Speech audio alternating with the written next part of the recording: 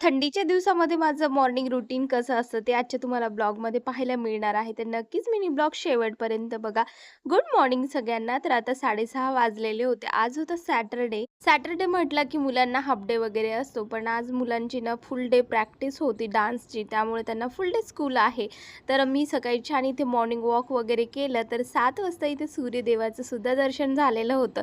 आता थंडीसुद्धा बऱ्यापैकी पडायला लागलेली होती आणि तुम्ही माझ्या आवाजावरून ओळखतच असाल की मला सुद्धा सर्दी झालेली आहे. तर फ्रेश माइंड ठेवण्यासाठी ते मॉर्निंग वॉक, त्यानंतर या झाडांसोबत थोडीशी भटकंती, त्यांना बघणं, हसणं, तर हे सगळं जर केलं तर आपल्याला खूप छान प्रसन्न वाटतं. त्यानंतर अंघोळ वगैरे केले. थंडीचे दिवस म्हटल्यावर आपण रात्री लवकर झोपलो तर लवकर जाग येत असते आणि मला असं तरी वाटतं की रात्रसुद्धा थोडी मोठी असते म्हणून. त्यानंतर बघा इथे ना दुधावरची साय वगैरे काढून घेतली. दूध ढवळून घ्यायचं नाही. कारण आपलं तूप जर चांगलं बनवायचं असेल, तर इथे ना जी थिक साय असते तेच काढून घ्यायची. त्यानंतर चहा वगैरे घेतला. एकीकडे ना इथे आलूसुद्धा कुकरला लावून घेतले होते. मुलांना द्यायचे होते. इथे पराठा. तोपर्यंत विवांना स्कॉलरशिपचा जो फॉर्म होता तो फिलअप करून घेत होता.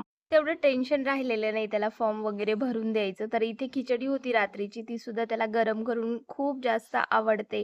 तर तुम्हाला आवडते की नाही रात्रीची खिचडी गरम करून खायला ते सुद्धा नक्की सांगा. आणि त्याला नाश्त्यामध्ये नाही इथे पराठा सुद्धा बनवत होते. स्कूलच्या टिफिनला ना मी पराठाच देणार होते ब्रेकफास्ट आणि लंचमध्ये. त्यानंतर वीरूसुद्धा उठलेला होता. तर वीरूला इथं दूध आणि चोकोस खायचे होते. काय माहिती रोज आता टीव्हीवर ॲड बघतो तेव्हापासून ना त्याला चोकोस खूप जास्त आवडायला लागले. त्यानंतर उत्तप्पम बनवलेला होता. आज खरं तर ना आलूचाच डे होता की काय असं वाटायला लागलं मला. कारण वीरूच्या सुद्धा टिफिनमध्ये इथे मी आलूचीच भाजी बनवलेली होती. त्यानंतर विवानला सुद्धा आलूचा पराठा बनवलेला होता. तर मुलांना बाय केलं आणि निवांत आज देवपूजा करायची होती मला. कारण एकादशी होती. मस्त छान फुलं वगैरे देवांना आणलेले होते. पण आज ना एकादशीच्या दिवशी आपण तुळशी मंजिरा जे असते ना, ते तोडू शकत नाही आणि मला काल आठवणच राहिलेली नव्हती. त्यानंतर बघा माझे काही घरचे फुलं आणि काही हे प्राजक्ताची फुलं आहे ते सुद्धा देवाला अर्पण केली आणि प्रसन्न अशी देवपूजा केली. असं राहतं माझं थंडीच्या दिवसामध्ये जे रुटीन.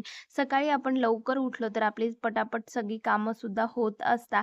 तर तुम्हाला सुद्धा नक्कीच माझं हे रुटीन जर आवडत असेल ना, तर मला फॉलो करायला विसरू नका. त्यानंतर दुपारच्या वेळेत सुद्धा यांना मी आलूचीच भाजी बनवलेली होती. इकडे कुकरसुद्धा लावलेला होता. बाहेर छान रांगोळी वगैरे काढून घेतली आणि दुपारच्या वेळेमध्ये म्हणजेच 12-12:30 वाजता इथे मला उसळ बनवायची होती.